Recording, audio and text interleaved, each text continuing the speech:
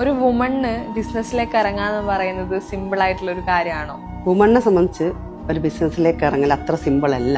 എന്താണെന്ന് വെച്ചാൽ അവർക്ക് വീടും നോക്കണം, ബിസിനസ്സും നോക്കണം, അങ്ങനെ കുറച്ച് പ്രോബ്ലംസ് ഉണ്ട്. അപ്പം നമുക്ക് ആരുടെ സപ്പോർട്ടും വീട്ടുകാരായാലും എല്ലാവരും നമ്മളൊന്ന് ഡീഗ്രേഡ് ചെയ്യും. അവർ പറയും ഇപ്പോൾ തുടങ്ങണ്ട, ഫാമിലി നോക്ക്, അതാണ് ബെസ്റ്റ് എന്ന് പറയും. അപ്പം നമ്മൾ ശരിക്കും പറഞ്ഞാൽ നമ്മളെ ആഗ്രഹങ്ങൾ നമ്മൾ ഒതുക്കി വെക്കും സ്ത്രീകളെ. പക്ഷേ അതിന് പകരം നിങ്ങൾ എന്താ വെച്ചാൽ ഫാമിലിയും ബിസിനസ്സും നമുക്ക് രണ്ടും മാനേജ് ചെയ്യാൻ പറ്റും സ്ത്രീകൾക്ക്. ഞാനൊക്കെ ബിസിനസ്സിലേക്ക് ഇറങ്ങുന്ന സമയം എന്ന് വെച്ചാൽ അത്ര എളുപ്പമുള്ള കാര്യമായിരുന്നില്ല ആ സമയത്ത്. എന്നുവെച്ചാൽ ആൾക്കാർക്ക് അക്സെപ്റ്റ് ചെയ്യാനേ പറ്റില്ല.